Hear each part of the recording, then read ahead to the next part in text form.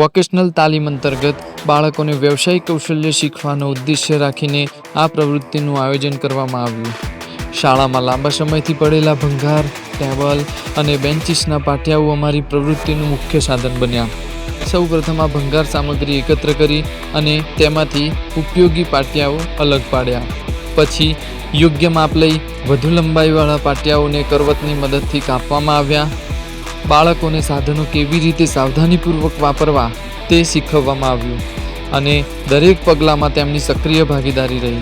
આગળના તબક્કામાં પાટિયાઓને બેન્ચીસ પર ફિટ કરવા માટે ચોક્કસ માપ પ્રમાણે હોલ પાડવામાં આવ્યા.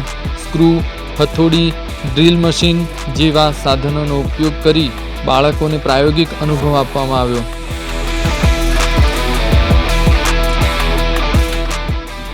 જૂના ટેબલ અને પાટિયા ઉપર લાગેલો કાટ અને ગંદકી દૂર કરવા માટે ઈંટ ઘસી અને પાણીથી સારી રીતે સફાઈ કરવામાં આવી.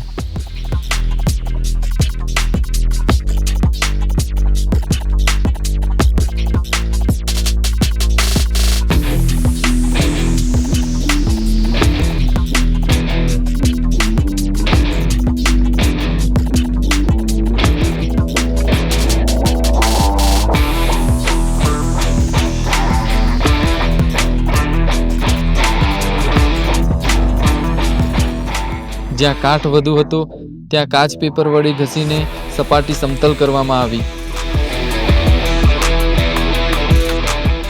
પાટિયાઓમાં રહેલા નાના મોટા કાણા ફેવિકોલથી ભરીને તેને મજબૂત અને સરખા કરવામાં આવ્યા. ત્યારબાદ લાકડાના પાટિયા ઉપર કલર અને પોલિશ મિક્સ કરીને સુંદર રીતે રંગ કરવામાં આવ્યો.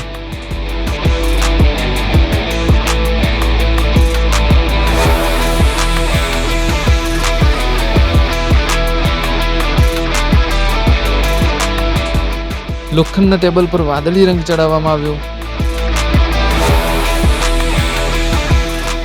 આ સમગ્ર પ્રક્રિયામાં બાળકો, શિક્ષકો અને સાથે એક ગ્રામજનનો પણ સરાહનીય સહયોગ મળ્યો, જે શાળા અને સમાજના સંયુક્ત પ્રયત્નનું ઉત્તમ ઉદાહરણ છે.